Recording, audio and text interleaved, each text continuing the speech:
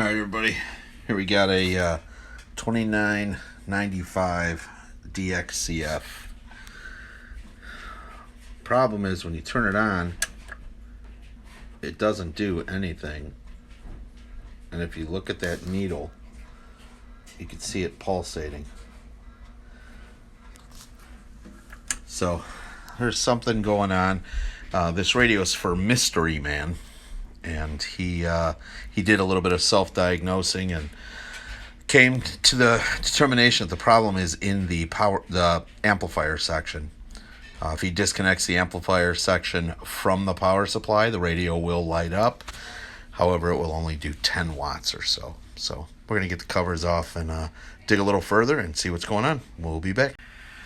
All right, so we got the cover off. We got the amplifier section here uncovered. This is the top cover that's usually on this. So first thing we're going to do is check and see if any of these 4 MOSFETs are shorted out. More than likely that's going to be it. The other thing I noticed here too, if you look down at this, it's not even attached. So we'll that's definitely not what's causing the issue, but one thing you could see, like when you turn this on, the fan tries to spin, but it doesn't. So something in this amplifier section is definitely shorted, and we're going to start with one of these 4 transistors. I'm going to get those removed and tested, and we'll be back. All right, buddy, we're back. So we did get all of the MOSFETs out of the amplifier section. They're all over here. And we are going to be testing them with this. It is a Rci-2995. This is a semiconductor component. It's an analyzer, not a tester, but an analyzer. So it tells you everything. So we will be right back. I'll test those live, and we'll see if we have any issues. And then what we're going to do here, because I have a feeling that one of those is going to be shorted. Typically in this amp section, that's what goes bad, causes a short. Sometimes with those MOSFETs, it's a dead short. It would cause the power supply to shut down. If that is either way, if that's the case or not, we're going to remove this whole amplifier board from the heatsink. As you can see down in here, you've got heatsink compound. And whenever you do some kind of work like this, you should always clean it completely off and put new heatsink compound and make sure that everything is very clean under there so it has a good connection to keep the units cool. One bit of debris underneath that could cause a component failure. So give me just a moment. We'll be back. We'll test the MOSFETs that we removed from this amp section and see what we got there. We'll be back. Okay, so we have the 4 MOSFETs here, and I am not sure how I can do this because I cannot hold the phone and test these at the same time. So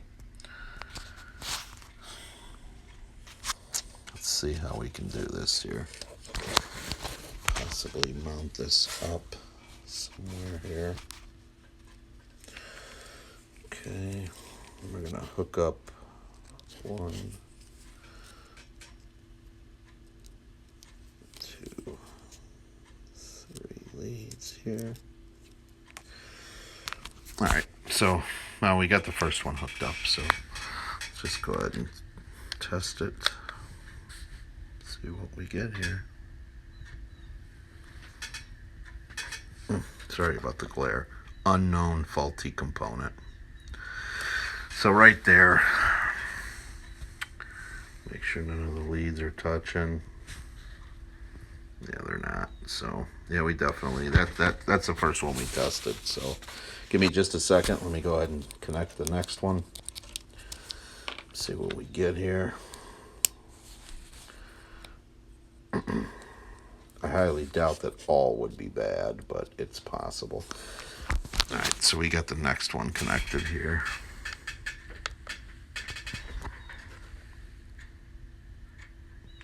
So this is a MOSFET. This one's might be good here. Yep.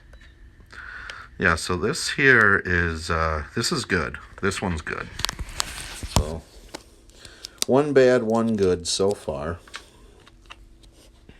Now, one bad being dead shorted could have caused this failure. So,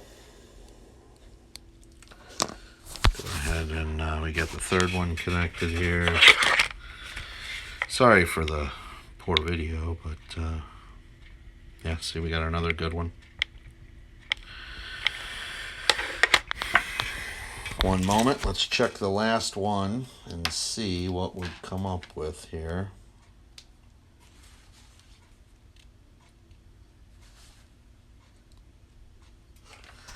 All right, we got the last one hooked up.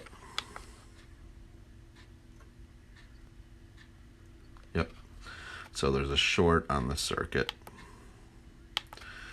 So we had two bad, two good, and there's no point in replacing two. With the MOSFETs, they're very cheap, so we're going to go ahead and just replace all four. First thing I'm going to do is remove the entire amp section and completely clean the heat sink here with electronic cleaner. Make sure it's spotless before we put this amp back on, and re-lubricate with new heat sink compound to make sure that these transistors are not going to go bad again. And then we're going to test the radio and see if that's all that was wrong with it. We'll be back. Alright, so we removed the amp board, cleaned up the heatsink here, got all the old compound off, and removed the insulators here, cleaned them off. So we're going to go ahead and these MOSFETs, here's another thing too. Not sure why they do this, but there is no markings on these. It's like they ground them off. You can't even tell what kind of MOSFETs these are, but they are N channel. And I've got a whole bag of genuine, not Chinese counterfeit focus IRF 520s. So those are gonna work out very well in here. I'm not sure what they had in there. I would assume they were IRF 520s. I don't know why they would have shaved them off. But we're going to get these four. I'm going to test them first just to make sure. We're going to drop them four in there, new insulators. And we'll see what happens. I'll be back. Alright, so we got all new IRF 520 MOSFETs in there. Everything's all cleaned up. We're going to give it a try on transmit here. I'm sure it's going to be fine because now that I flip the power on with the amp hooked up, it comes back on. So I have a good strong feeling that everything's going to be just fine with the transmit. So we're going to go ahead and get that done, get that wrapped up, and then we're going to go ahead and throw a little switch in right here. Turn the amp section on and off. We'll be back. Alright, so we're back. Got the amp mounted back, heat sink back on. We got a switch here. Amp off, amp on. And we are going to turn this sucker back around and give it a test on the air. Make sure she's putting out some power. We'll be back. Alright, everybody. Moment of truth. Power on. We got power. Audio specs, which was on high.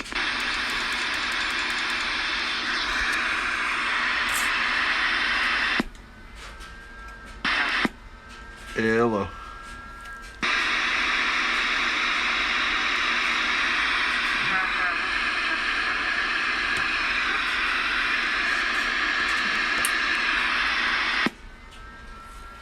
Audio check.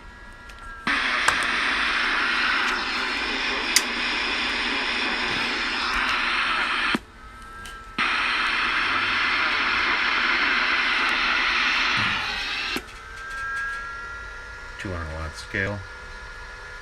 Audio. Hello. Yeah, we're hitting about 120. Audio check. 1, 2, 3. 1, 2, 3.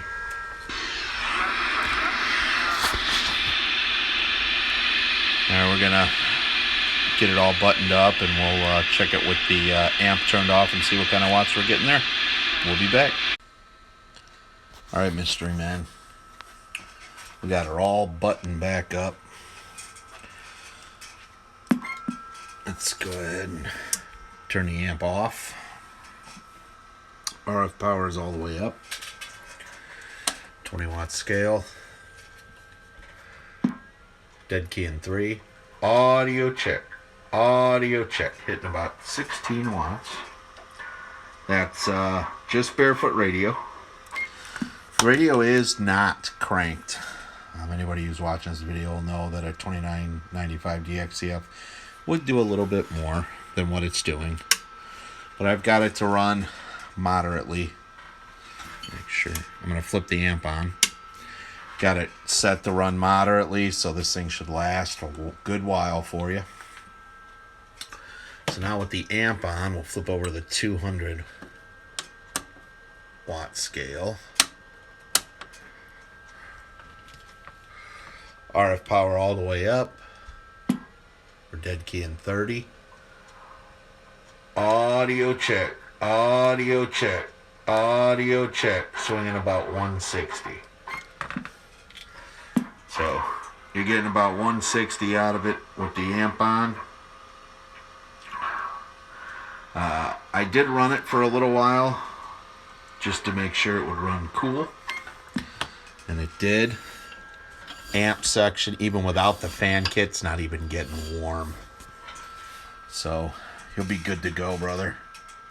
Mystery man. Your 2995 DXCF's amp is all redone. I did yank the 2 MOSFETs in the radio. I yanked them out and checked them, and they're fine. So those MOSFETs in the radio are good. Everything is good to go. You are back in business. Still out there, Ghost? Yes, sir. Yeah, how's that sound now? Blowing smoke, man. 14. Stock mic audio. Sounds great. Lodge is just outstanding.